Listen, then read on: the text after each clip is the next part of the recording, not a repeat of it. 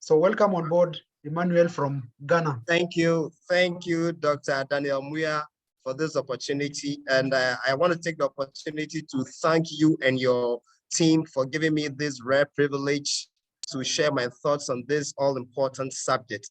My name is Nil Odartey Obetsebi-Lamptey from Ghana. I'm speaking from Accra. I work with the Coastal Development Authority in Ghana, a government agency, as the communications manager. So my job basically has to do with formulating and disseminating information to our publics about the activities of the authority, the infrastructure projects, and the empowerment interventions. Previously, I've always been a community development person from Polygonal. We've done work with some partners like the SOS Children's Villages, where I learned a lot as a community organizer. I also became the secretary of the steering committee dealing with the children, their beneficiaries, and their parents, and all those things. We've previously done other work with government agencies as volunteers and things. And ever since I joined the IACD, I'll be able to show up my knowledge and experience of how to intervene in community development situations. Like I said, I'm very privileged to be here this morning. I hope this session will enable us to share perspectives, different perspectives on this all-important subject. Since my boss, Dr. Muya, is here, and with all the wealth of experience that he and the other members of the community development global community have, we are going to rely on each other's knowledge, understanding, and perspectives to be able to bring to the fore the key themes and issues that affect community development, and specifically corruption in community development in Sub-Saharan Africa. So I'll say, by way of introduction, that's a brief about me. Thank you, sir. Thank you. You have the next 40 or so minutes to make your presentation. Thank you, Doctor. So without wasting any more time, I'll just share my screen so that we can begin the presentation.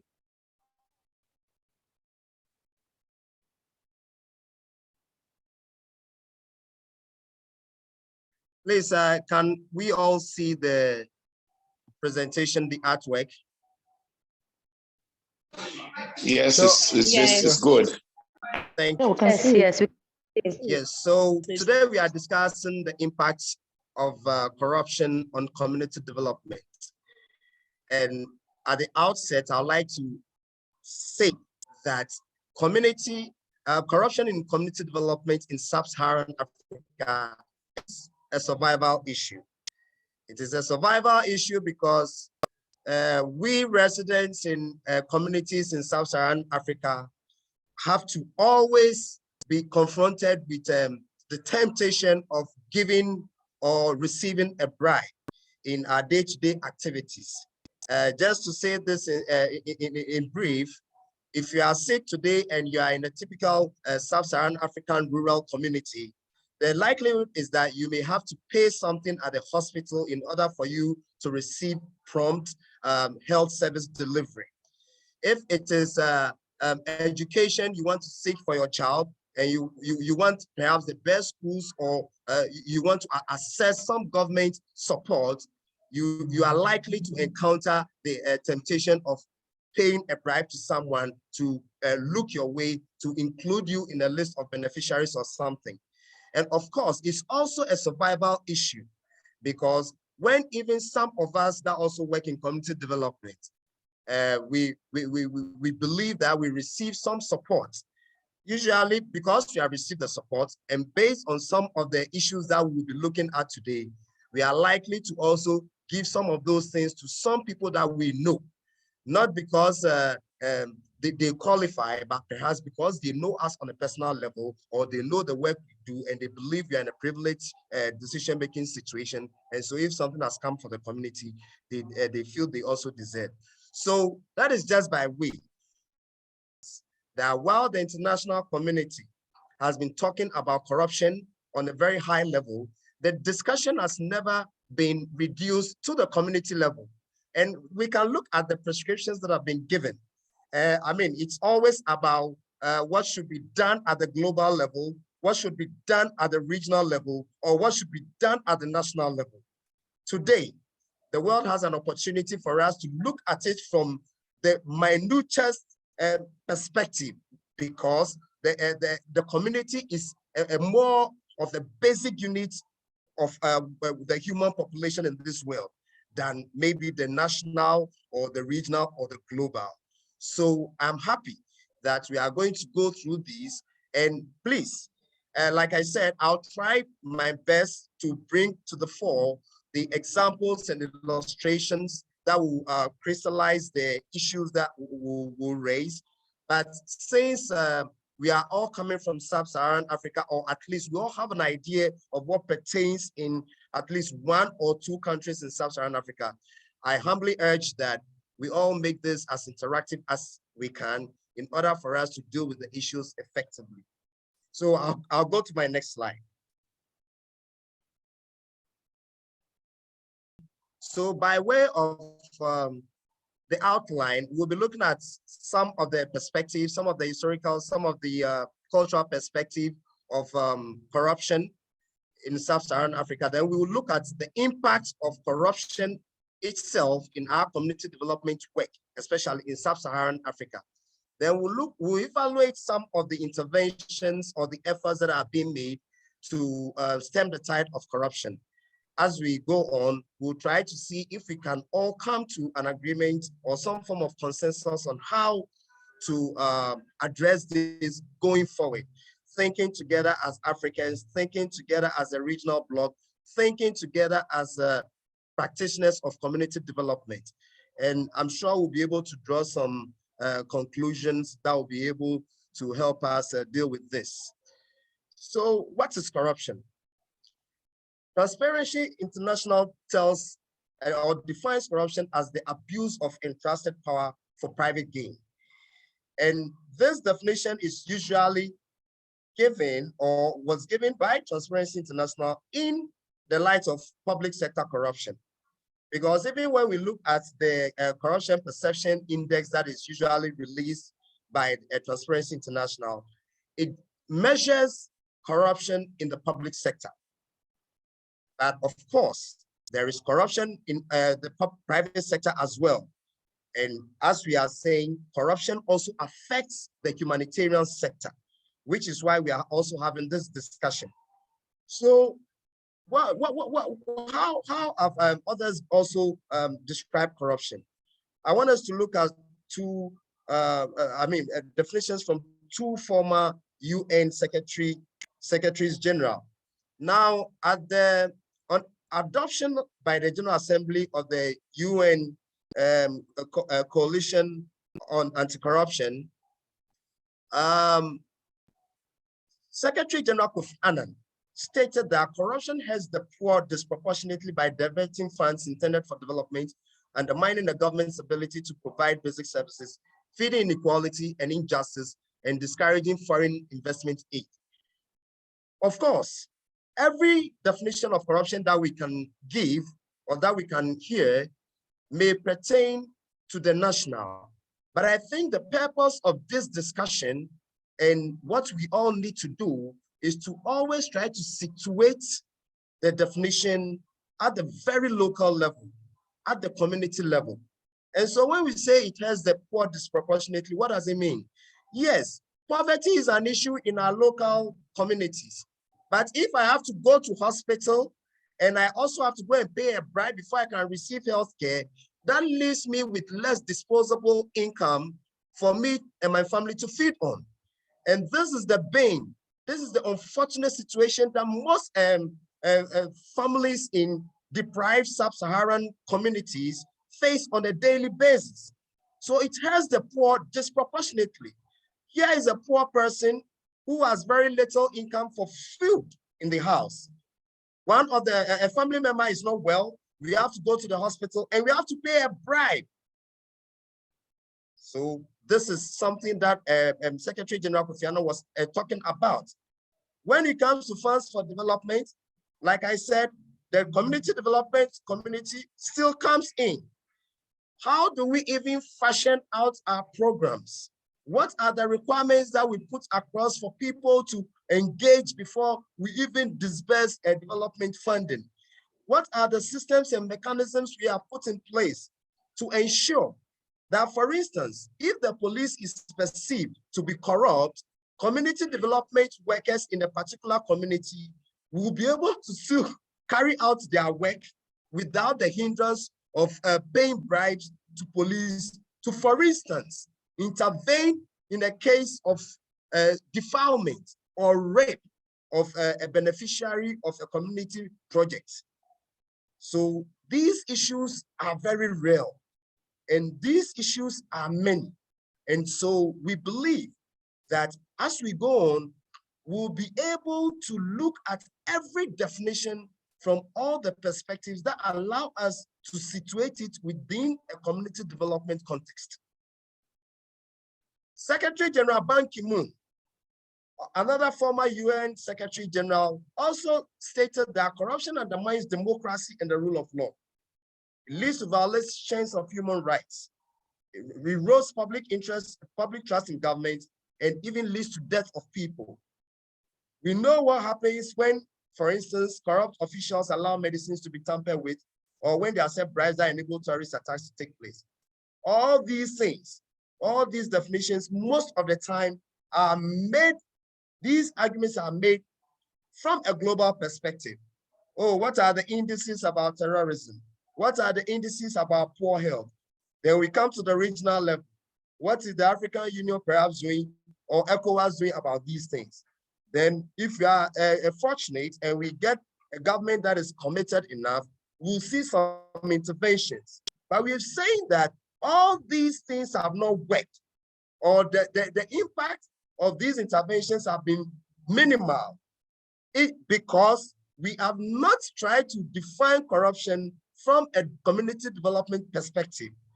Ladies and gentlemen, let us not forget that if we say the public sector is corrupt, we should realize that it is we, the communities, that send our residents in the form of public officials to go and work in the public sector.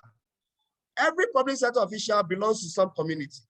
Every private business person belongs to some community. As they say, charity begins at home. Therefore, if we are able to deal with corruption decisively as a community development issue, I believe the global argument will receive some form of impetus. I believe there will be greater impact at the regional level. And I believe national governments will see greater sense in, dealing with these things the way we should at the community level. So that's just by way of corruption. I don't intend to dwell too much on the global or the national or the regional. Today, our job will be to situate all this within the community development context. So how does corruption manifest? It may be public sector. There are many ways in which corruption manifests. So there are several angles by which we may be tempted to ask for a bribe or to receive one in exchange for statutory duties, or to influence some decisions that may affect communities. When public servants receive money or favors in exchange for statutory services, most of the time, this is seen as an argument to describe corruption at the national level. But like we are saying, these public servants are members of particular communities. But because perhaps the corruption is endemic, because perhaps corruption is becoming a norm rather than the exception, they go in because when they are at home in their communities, it is very normal for them to pay a bribe for basic services that they are supposed to receive. So when they go in, they also are willing and able to receive favors and gifts and money in return for work that they are already paid to do. In return for work that they are already paid to do. So we members of the community, we work as public servants, and these are the things that confront us on a daily basis. On the other side, we members of the community in poor Sub-Saharan African communities, where even sometimes the quality of some of these services are substandard, we still have to pay a bribe to receive services that we are already paying for. So whether it's on the demand side or on the supply side, community development, community members have a crucial role to play to stop public servants from receiving money or favors in exchange for statutory services. Another form of corruption is politicians diverting public resources for personal gain. I believe that we can all relate to this as nationals of Sub-Saharan African countries or practitioners in community development. We know that partisanship plays a key role in the politics of Sub-Saharan Africa. It means that once you have someone that you know who is very influential, and based on how we relate in our local communities, you expect that the person will give you preferential treatment wherever they find you. It doesn't matter what the requirements may be, but some of these things also do not help in dealing with the issue of corruption. Now, we also have the issue of corporations bribing officials to get lucrative deals. I mean, we hear recently about, for instance, Airbus, you know, in several countries. There's a private sector also involved. Now, some of these things also affect community development because sometimes these companies get tax breaks.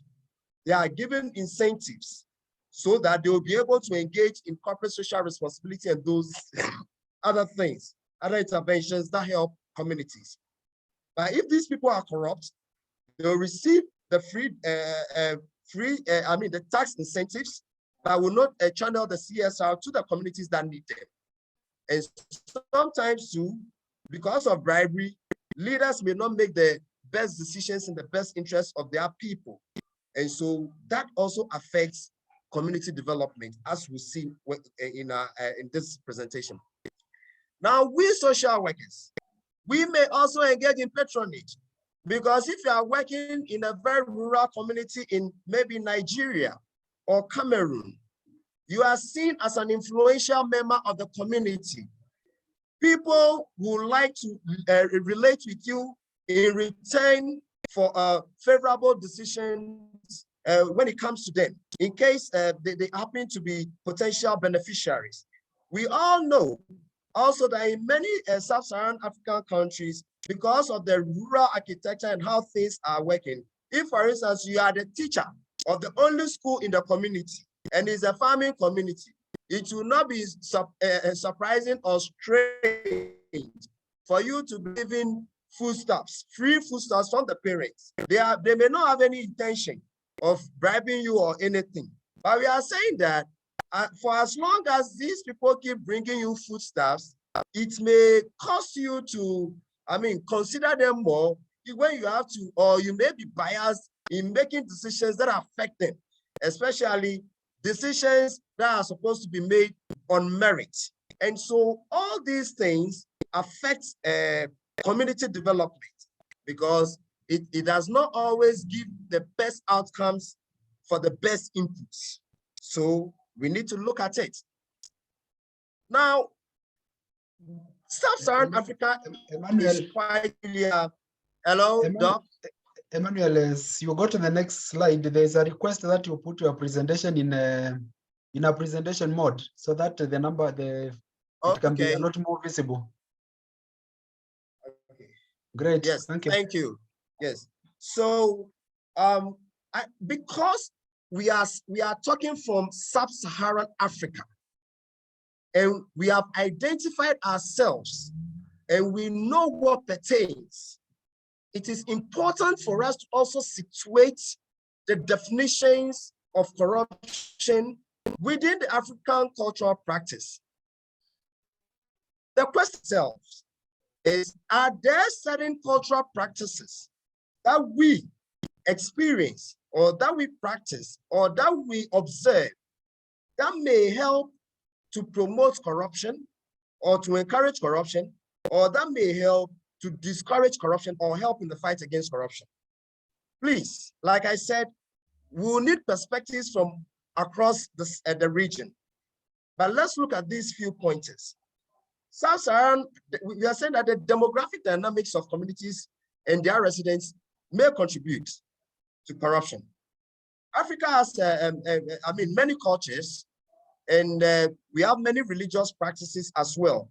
We have varying beliefs, but there is a certain commonality among Sub-Saharan African countries when it comes to these cultural practices.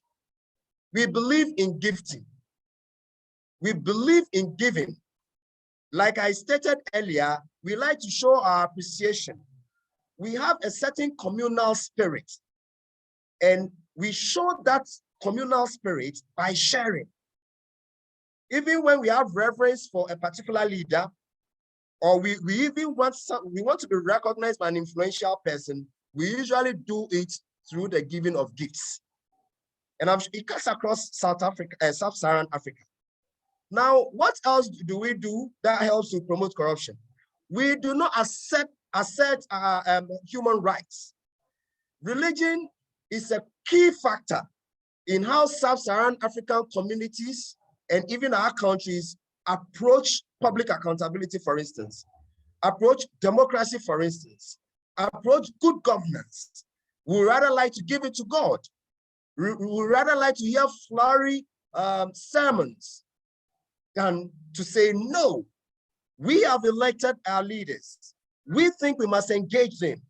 And in many cases, there are frameworks, there are legislative arrangements that can help citizens to be more assertive, to be more participating in their governance. But no, due to some certain religious or cultural beliefs that are so peculiar to Sub-Saharan Africa, we lose a lot of opportunity to address this thing as a collective. Now, poverty. We know that poverty is both a cause and effect of corruption, especially in community development. And it is in community development that we actually see this. Because when we say poverty at a global level, we are talking about indices and statistics. When we talk about poverty at the regional level, it's not much different. When we talk at the national level, then maybe we are talking about particular people within a particular country. But that does not even address the issue.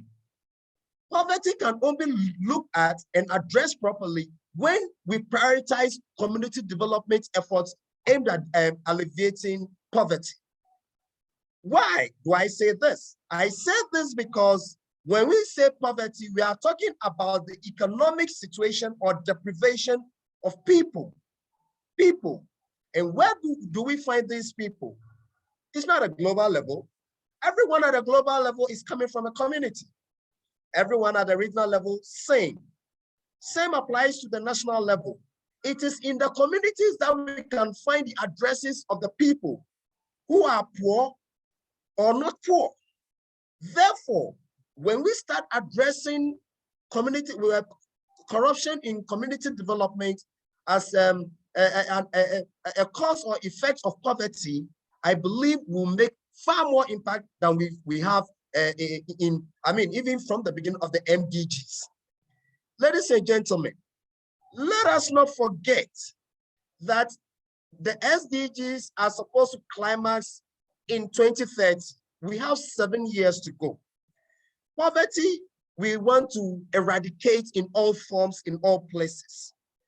Corruption, we have identified as a big hindrance to the alleviation or eradication of poverty, especially in Sub-Saharan Africa, the region that the whole world says is the most endowed in natural resources, is very endowed in human resources because of our population and dynamics. The region that we say is the most corrupt. So have we asked ourselves, how come the most endowed region is the poorest? It is because it's the most corrupt. And it is because also we have not addressed this corruption as a community development measure to deal with the issue. So, due to poverty, residents are more concerned about meeting the key essential needs. They want what to eat, shelter, and at least clothing. If they can even engage in corrupt practices to get food to eat, they would rather do that than go and fight corruption by engaging in social media or trying to attend a town hall in a national capital that seeks to talk about corruption in the public sector, that seeks to address how perhaps certain public officials are supposed to be dealt with or something. No, the priority of that person in that local community will be to get food and clothing and shelter for their families. Where does that leave us? If we're saying that dealing with corruption will require a collective effort, a concerted effort at the community level. Therefore, poverty has to really be addressed, because it seems Sub-Saharan Africa is even identified with poverty.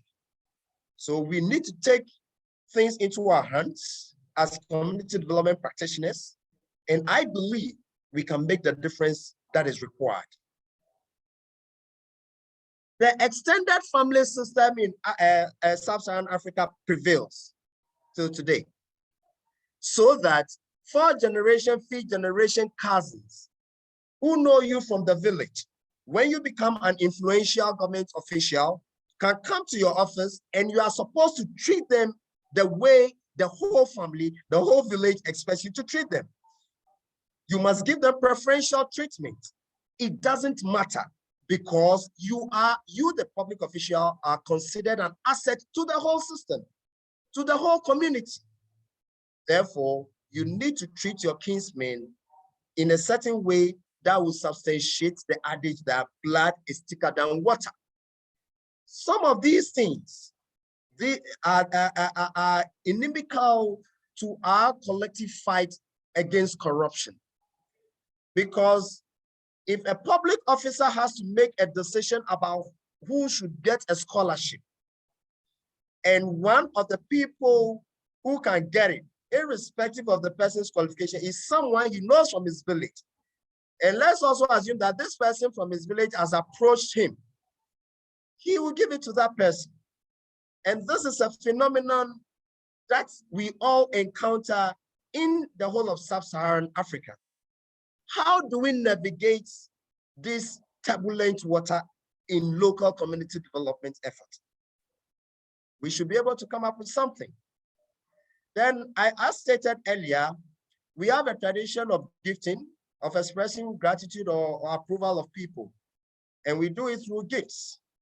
So what we are saying is that as we try to contextualize the definition of corruption in community development, especially in African practice, we civil society may have to go an extra mile in the formulation and especially, more importantly, in the implementation of our projects to establish, to determine exactly how cultural practices within the beneficiary community or within a particular intervention area interacts or intersects with the causes or effects of corruption, with the African traditional practice that may not help our work. So, ladies and gentlemen, this is what we are supposed to be looking at. Like I said, we can always define the corruption at the top, but today, if we agree and we start looking at some of these community norms, we may be helping ourselves. Because also in the African traditional context, we know that honesty is a key policy. And in communities, we can instill this honesty. A big part of Sub-Saharan Africa is still rural. Traditional leaders are still influential. And it is only because we are not able to interact with good governance processes, that's why politicians can buy the electorate. But as we grow, as we realize these things, and as we make a deliberate effort to change some of these things, we may observe, we may discover, then we can actually now influence how our leaders serve us. And if we can influence how our leaders serve us, we'll be making an impact on how we even choose our leaders. Look at what is happening in many elections across Sub-Saharan Africa. Even with some of the good examples, and I'm not trying to put Ghana ahead of any country, but Ghana is seen as a poster boy for democratic governance in Sub-Saharan Africa. Since 1992, we've had stable elections consistently and all that. But Ghana is also categorized by the Economic Intelligence Unit as a flawed democracy, because it seems that in spite of all the efforts that the country is making, in spite of all the reforms, including the establishment of the Office of the Special Prosecutor, corruption at the community level is still high, because these issues have not been contextualized within our African cultural practice. So what are some of the drivers of corruption in Sub-Saharan Africa?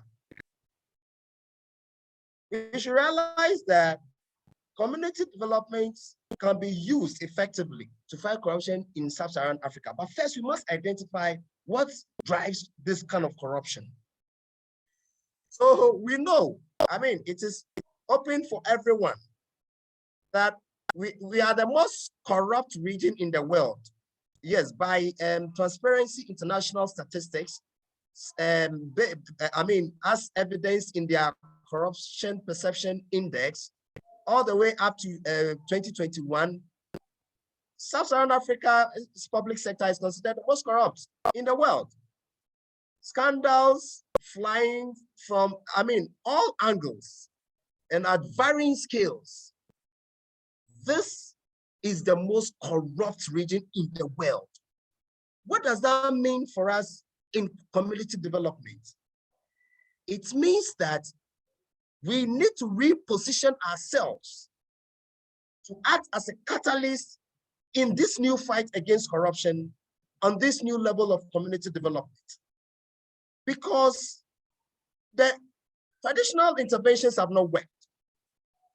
The work that is being done on the global level is good, but even corruption remains, I mean, largely an emerging global issue. We need to prioritize corruption and the fight against corruption if we have any hope of meeting our goals in the SDGs, because corruption at the community level affects the achievement of all the goals. So what is our direction?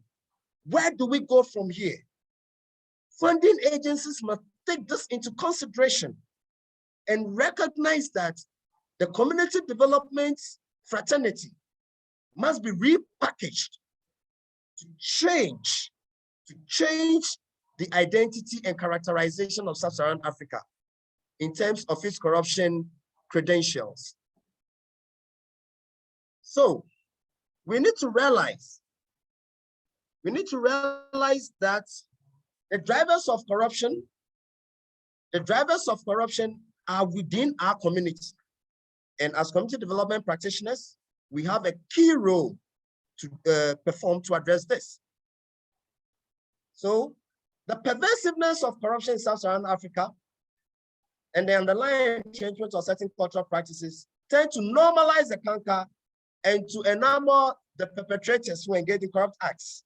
Impunity is the result of all these processes, because no one, it doesn't seem like, I mean, when people are not well, they are willing to pay bribes for them to receive health service. People want to jump on a public bus, and if there is a queue and they get there, they are willing to pay bribes to the conductor or the driver's mate in order for them to come few steps forward. When people go to school to seek admission, they have these problems. And I'm sure we can all come up with more examples on how these things affect us. I keep talking about education and health because we know these are crucial. We know our issue with the police is also key, but as community development practitioners, education and key are basic, because in the community, we need people to be alive, and we need them to be healthy, and we need them to be economically viable. And all these things boil down to the two basic socioeconomic factors: education and health. Unfortunately, these two key sectors of community development have been, unfortunately, bedeviled by high levels of corruption. Our people are suffering, and we must address this. If we are going to change Sub-Saharan Africa from being the most corrupt region in the world, I said we need to address it from a community development perspective. Yes, we CSOs may not have all the wherewithal to deal with it in the public sector, but we can address the public sector remotely through community development. We may not have all the resources or all the say or all the influence to deal with what is happening with private business corruption, but we say that the people who work with businessmen, the businessmen come from communities, and we may have some window of opportunity through community development. See how much is lost to community development through private businesses who fail to do their corporate social responsibility. They are giving the tax incentives by government, they are giving the holidays, but they don't get the money to the agencies or the communities that need them to build the hospitals, to build the schools. And so we lose these opportunities. So this has to be addressed very critically. Now, the impunity, the level of impunity is scary, because when the demand and the supply side of corruption have the perception that, oh, they can get away with it, that this is not even offensive. Oh, but everyone is doing this. And indeed, in most Sub-Saharan African communities, that is what happens. Then we have a big problem. And so we need to make a conscious effort to uproot these embedded drivers of corruption that are found in our local communities, local political economies. So what has been the impact of corruption? I'm sure we've gone through it even in earlier slides. In Sub-Saharan Africa, resources made for community development to build schools, health, give support to widows and orphans. These resources end up lining the pockets of corrupt people. Sometimes people lose lives due to these things. In South Africa, let us not forget that corruption has been broadly defined, perhaps, and I may be wrong, perhaps in a context that is so westernized. Now, the Western economies run on welfare. And so they know that it is very easy for people, or it should be easy for people to resist the temptations of corruption. How many African countries have welfare? How many African countries can provide unemployment benefits or child support, or provide something like the livelihood empowerment initiatives for orphans and vulnerable people? Therefore, it becomes a survival issue, like I said from the beginning. Yet, resources meant for these interventions are diverted, and people at all levels and in all sectors of the economy are tempted to engage in corrupt activities. A report by Transparency International on non-corruption in Liberia, Zambia, and Sierra Leone, for instance, pointed out that sexual extortion, bribery, fraud, patronage, and kickbacks are common forms of corruption in land administration. We know that patronage always fights meritocracy in our public administration, but we are saying that we can change this because people listen to their pastors in their communities. Africans, Sub-Saharan Africans, listen to their imams in their communities. We listen to our family heads. Therefore, we can use these measures or these channels to address some of this public sector corruption through our community leadership. But first, we need to assess the situation and clean up the situation. so that we can do the things that we have to do. So poverty results from it. The services are poor because people cannot ask for quality services. Because if you are not careful, you may not even get a service at all because you talk too much. And in African communities, we don't like people who talk too much. We know, I mean, sexual exploitation of women, and our women, these are vulnerable people in African society because of our cultural issues. And most of the time, when the women cannot afford the money, then they have to give the sex. This is a very bad way of desecrating our women. I won't go further into that, but I would like us all to address it. All these things help to erode the quality of life of community residents in Sub-Saharan African communities. Then, of course, key within the community development is the issues of ethics and integrity. And I believe there is already a framework within the community that we can rely on, but we need to contextualize it to make it more, relevant to the community situation. So what's the impact? Yes, the patronage nepotism, the conflicts, the flawed elections, the bad governance, how it undermines democracy and the rule of law, because everybody thinks it's normal. Because who are you going to report to? They say the police in many Sub-Saharan African countries are the most corrupt. So even if you want to do something, you want to make an intervention, you go. The judiciary is said to be corrupt. Parliament has they have their own issues. So all these things bundle up, lead to the violation of human rights, loss of community development opportunities. Now, all these things allow the proliferation of terrorist organizations and organized crime gangs. So how are we going to deal with this?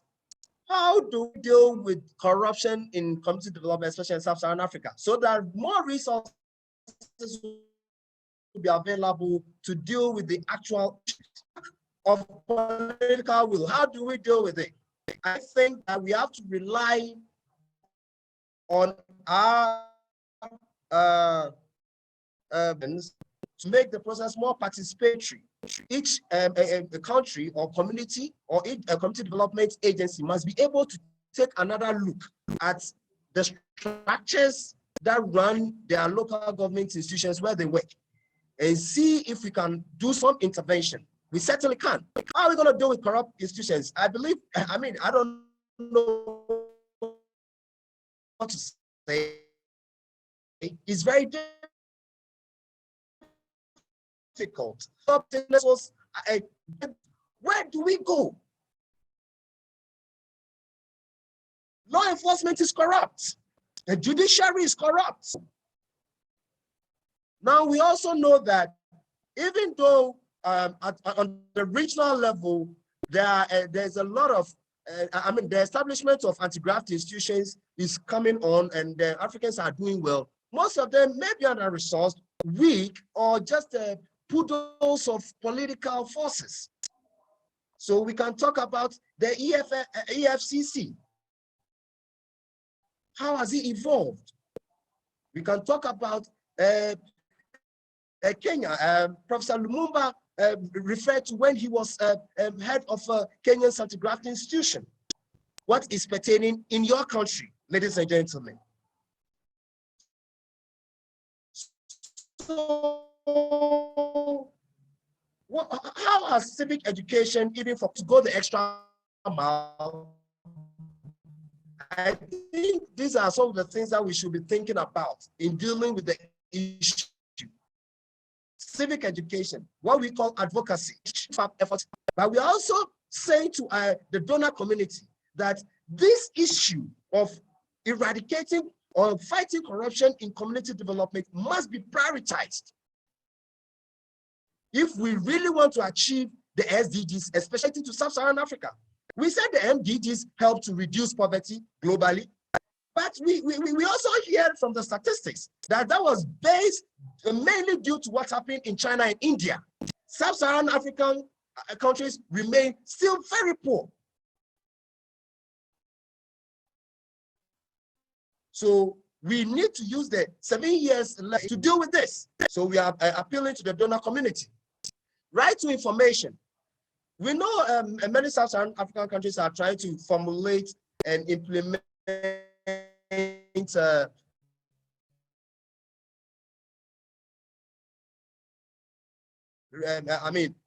free right to information. Like, we need to take time as community development practitioners to do some evaluation of what is pertaining in some places where we are working. Then, of course, like I mentioned earlier, most anti-corruption instruments are enacted at the regional and national level and the global level.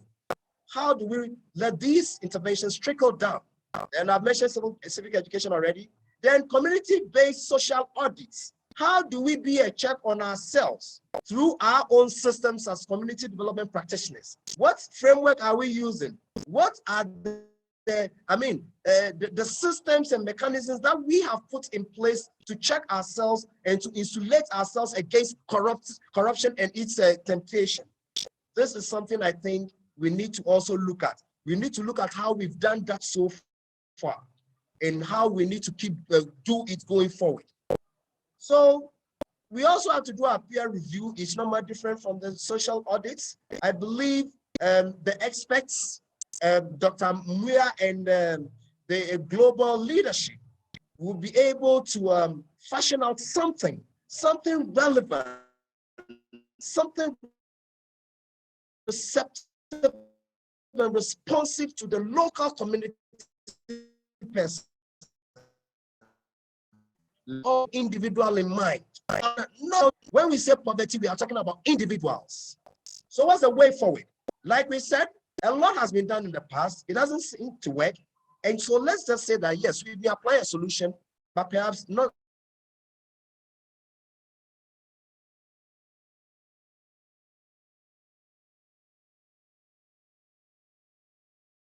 well tailored to address corruption at the local level. And the results will be very, very, very, very good for all Sub-Saharan African countries. According to IMF, Sub-Saharan Africa will benefit more than any other region from mitigating corruption. And it is true, because of the amount that our region, our countries lose to corruption, which can be channeled into productive sources, productive interventions to address education, health, and other issues. So what do we need to do? We must continue to ensure sustainability in the implementation of our projects. Everything that we need to do to ensure good governance, everything that we need to ensure participation at the local level, inclusiveness, to ensure that the right stakeholder management or engagement is done. Everything that we must do to send the right messages on the, through the right media. We must do everybody that we must bring on board. We must do all these things that we have been doing up to this point to make sure things happen. We must continue to do, because some good is already happening, but we'll build upon it. Then we have to look at our compliance implementation. Let us fashion out something. I know, for instance, we'll be having our global conference in June. At that forum, Doc, I believe we can come out with something that serves as an international code for community development practitioners, something that will be shared or that will be formulated with input from the donor community. Something must change about how we are doing community development to help us deal with corruption at the local level. Then, like I said, let us contextualize community development funding in certain ways. Here, I want to mention something. We know that in Sub-Saharan Africa, when you go to a community, you usually have a traditional authority. And in many places, this traditional authority, even if you have to see them, you need to bring cola or drink or something. They will call it something based on the local area and what pertains there. Sometimes, there have been times when we've gone to some places and some of the development agencies are reluctant, not because they don't want to adhere or they don't want to cooperate, but because the one leading the group says this has not been budgeted for, and there is no line of funding for it. So difficult for us to give this drink and things like that. So sometimes we need to get these things in context. That it is not that we want to encourage that, but at least let us understand the communities where we are going to work. Many times, like I said, one size fits all policies, they work. But when they come into contact with peculiar situations like this, they flounder in the face of what is relevant and what has to be done for the successful implementation of a particular intervention. And so, ladies and gentlemen, I'll just be brief in this part. Okay, so we have to try to use digital platforms where we can. We know the challenges, but we know telephony is going everywhere. Communication infrastructure is springing up across Africa. We know the rural.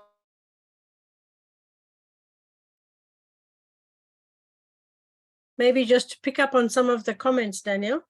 I think it's very interesting to think about this, the tension between what is a gift and what is corruption, because I think, you know, I've seen lots of comments, people saying gifting is part of African culture. But I think that's something that maybe needs to be unpacked more, especially in our sector, because that obviously affects us as community workers very strongly. And I think for me, the basic thing is it comes down to a violation of human rights. If somebody feels like their human rights are being violated, then surely that to me is the kind of key criteria for determining is something corruption or is it a gifting. Okay, thanks, Janine. And I think that's the bone of contention. At what point do you give a gift and it remains a gift? And at what level then do you give a gift and then the gift becomes an inducement and it becomes unethical and it ultimately becomes a corruption issue? And that's a contextualization that then we need to be able now to have. And that means then we also need to go to the community context in terms of how gifting is operationalized, because it's also very clear within community context when a gift is a gift and when a gift is an inducement. And that for us as community law practitioners, then we need to be able to get to that level so that then we can know when we are receiving a gift and also to know when we are being bribed. And then now when it is a gift we receive, when it is a bribe, then we have to deal with it according to the policy framework of the organizations that we work with.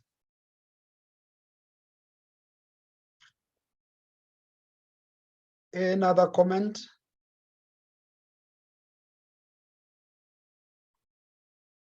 There was a question from Samuel. I don't know what you have in mind when you are saying that when you're asking whether when the corruption is an African or an English word. Maybe you could say more. What do you have in mind?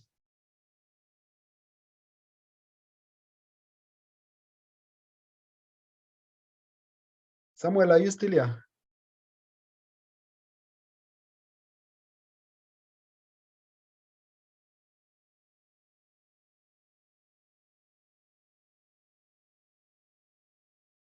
Samuel? Okay, Liz, you're asking for the place of the youth. You could elaborate on your question or and comment.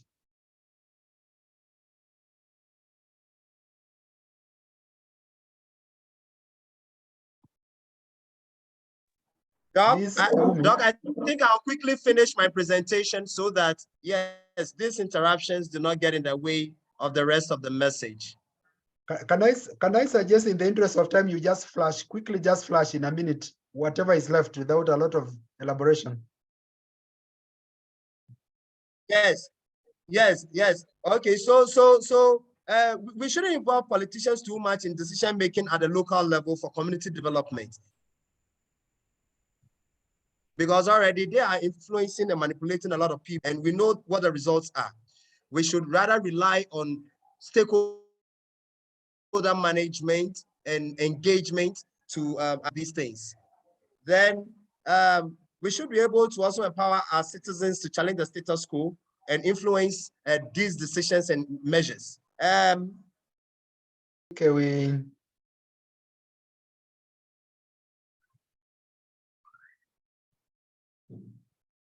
in light of the circumstances, I suggest we just transition to an open discussion, and then so that we can also be able to wind up in time, appreciating that traditionally we've been committing about an hour, and now we're working with about 1.5 hours, and we're almost getting to 1.5 hour mark. Could have an open discussion, quick comments and observations. Corruption is an issue that is appearing, it's all over the place, and at the micro level and also at the macro level, including the international level. And the question is, as practitioners, is something we have to deal with, because again, we also operate, those spaces at the grassroots with the communities, at the national level with the government offices and agencies, and non-governmental agencies, and also the other multilateral agencies, and also at the international level. And so this is some challenge we have to deal with at some point, and yet still be able to be practitioners who are operating guided by values and ethics. And so that's something that we need to find out how to transition and still undertake a sound community development process. Oscar, you want to say something? You have your hand up. Thank you, Daniel. Can you hear me? Yeah, please proceed. Thank you so much. Oscar here from Kenya. That was a wonderful presentation. I think Emmanuel was able to contextualize and brought in very relevant issues, particularly for practitioners, on how corruption is not just a national or global problem, but is instigated or even promoted by at the local level where we largely operate. I agree with those who think that there's got to be an understanding of how gifting impacts on corruption. And so it must be understood, therefore, that the African context appreciates so much. People give gifts in kind. And I think we experienced that in the last elections here in Kenya in August 2022, when we were a political formation that was largely viewed as corrupt, was widely accepted because of their gifting ways, and they ended up winning elections in a manner that could be described as democratic. And so we've got to be able to deal with that as practitioners. What I was going to ask now that Emmanuel is back, or he's left again, I was going to ask what his comment is on economists like Haj and Chong, who's written a book on the bad Samaritans, and what he thinks about the argument that some of these economists have put forward, explaining that economies in Africa specifically lose money through poor economic models and poor planning methods and lack of execution, much more than they lose to corruption. There are these economists who argue that money that is acquired by corrupt individuals circulate locally. It's a very controversial argument, and that's why I wanted to hear his thoughts, or anybody else's thoughts, that this money circulates locally, this money ends up strengthening local economies, and most of the argument that corrupt money goes out there is not generally where the exact problem is, that we need to instead focus on economic models. Thank you. Sorry for taking long. Thank you so much.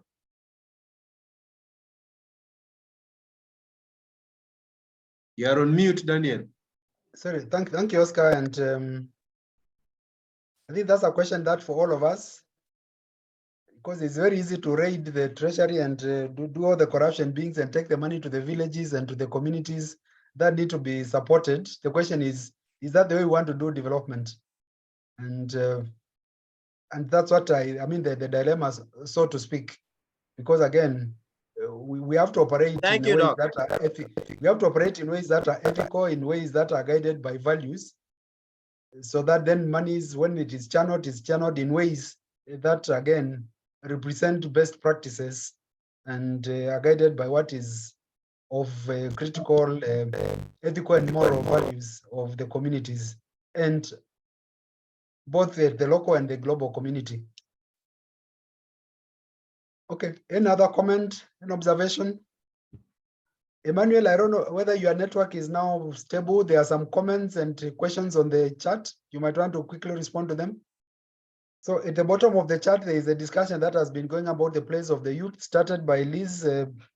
Okay, Doc, I'm using a phone, so I hope I don't have representation, but this one is more reliable. So the question, I see a question on how the youth can be involved. The youth are the energy of the communities. Now, one thing about inclusive governance at the local level is that it is premised on the idea that no single section of the community has all the required authority, knowledge, and resources to undertake development. Hence, the need for everyone to come on board. So we see private sector may have money that they can put in through corporate social responsibility. The traditional leadership provide land most of the time for infrastructural projects, and they form the moral base of the community. The youth are the energy of the community. And so we see that even in many self-funded or volunteer-led projects, we see the youth acting as the artisans, the masons, the carpenters, and this. So the youth have a key role to play. When it comes to outreach, for instance, I mentioned community outreach, religious outreach, and all those things. The youth are the ones who are supposed to lead this. The thing is that when the youth are so enlightened and so aware and so dedicated in doing things like that, the politicians have very little room to interfere or to manipulate them. And that is why the youth must not relent. Communities must also see how they can elect more youthful people to positions of responsibility, because we are saying some of the norms are entrenched, and it may be easier to get a youth to modify things than perhaps the elderly. And so the role of the youth in this new way of doing things at the community level is crucial. Thank you. Are there any other questions? Okay, thank you. Any further questions, observations? Yes, I think one of the earlier speakers, or the gentleman who spoke last, alluded to the fact that a lot of the money that corrupt leaders or corrupt persons get ends up in the communities. It is true, but that is what we in the development community, we don't call that development. That is meritocracy. That is patronage rather than meritocracy. So that is what we call patronage, and it is opposed to meritocracy. Meritocracy is when we do things based on the merit of the people who are supposed to benefit. But this one, because the person is from our community, because the person is our friend, because the person is someone we know, even if we may not be the best persons to qualify for a particular intervention, they tend to give to us. You can say that, but what is happening? The politicians who are taking money and giving to their communities, or the people around them, or as my brother said, are giving to communities or helping. Why don't they use the right structures? Why don't they adhere to the laws and the regulations? And why don't they even submit themselves to elections in a very credible way? But the elections are flawed, the thuggery and the violence and the bloodshed. Then when you get the power and you siphon the funds and you give to maybe 0.0001% of a small population, you say you are helping the community? No, please. If they can justify that model, perhaps I'm sure we are all keeping an open mind and we can look at it again. What we are saying is that it is unimpeachable that the actions of politicians when it comes to the resources that are meant for development do not always inure to the benefit of community development. And that is what we think must change. Thank you. Thank you so much, Emmanuel, and for your observation. Any comments, observations as we come towards the close of this edition of our webinar series? Yes, Chair. Anito. Yes, thank you. I wanted to weigh in on that question by Wambia, but I must also comment for the nice, well-researched presentation by our brother. It's true that the Hannah John Chang kind of controversial publication on the economic models, which has also had a bit of a battle,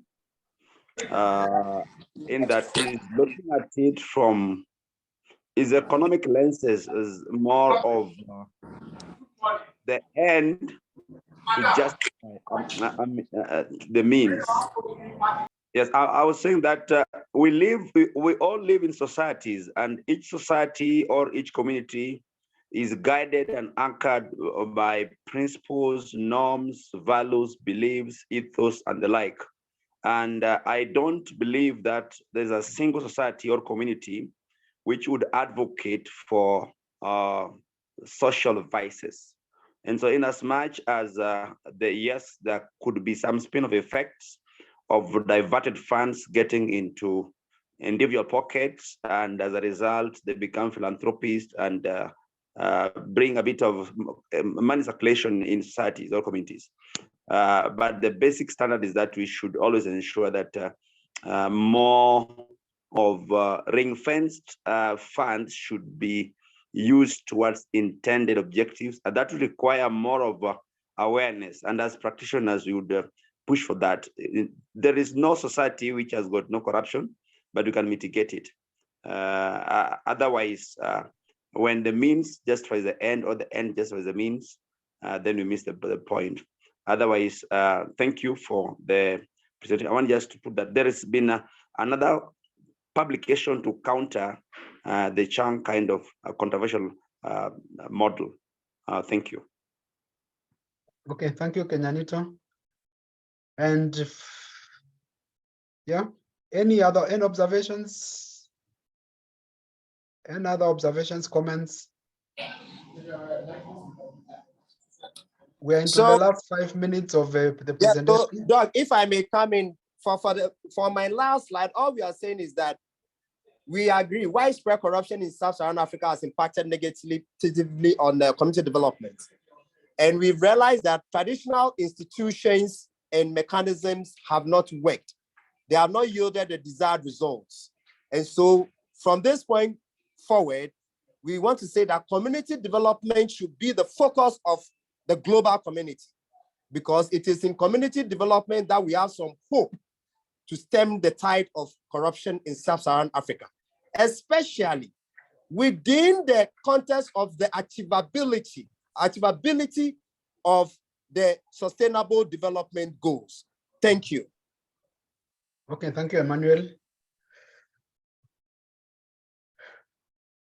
Okay, I've indicated some next steps, and February webinar is already scheduled to be a discussion about the place of children in community development. And the presenter is already working on the topic. Of course, I'm seeing some comments from Liz, whether children have anything to or much to contribute to community development. And I suppose that will be our discussion then, but we also need to appreciate that the African population, if we are to take the demographics, the under 18s, they are a very significant constituency that, again, we can't just wish away. And all that we do in improving the well-being of the people in our communities, they are big contributors in a way, and also they are big also stakeholders in what we do in community development. And so we need to be able then to really place them within the discourse of community development. Of course, there is what Liz, you are also pointing out, the place of the youth.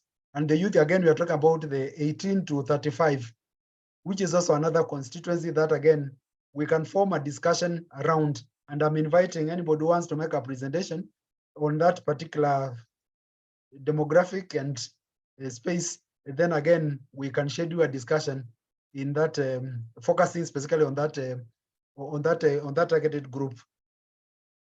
In June, we have the World Community Development Conference 2023, hosted from Darwin, Australia. Registration is ongoing. Again, let's have a big delegation representing our region in that conference.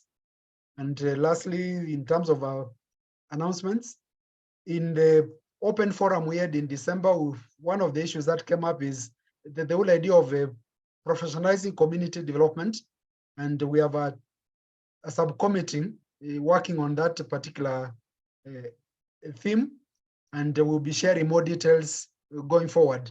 So, and then of course, we will also come back to you for inputting when necessary. I want to appreciate that there was a bit of breakdown in terms of the network. And of course, we need to appreciate the challenges that come with this. We'll undertake to share the presentation, the PowerPoint presentation, on our WhatsApp forum, so that then again, you can be able now to access it. And in the event, again, you have then questions, you can always raise them and you continue with the conversation. We have 1 more minute. Anybody wants to say a final comment, a final wish for the year?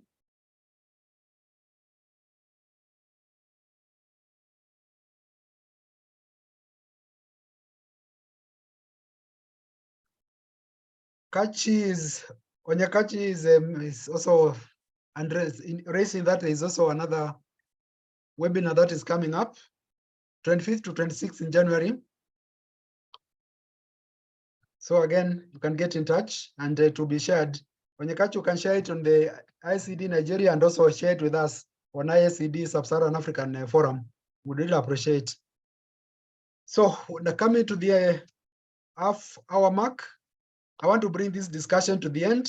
Thank you, Emmanuel, for a job well done and taking us through this first edition this year, the 23rd edition of our Thank webinar. You, Doc. Thank you, Doc. I'm so grateful for the great work that you have done, and enjoy the remainder of the day, the evening, and may you have a happy new year. See you in February for the next edition of our webinar. Bye-bye.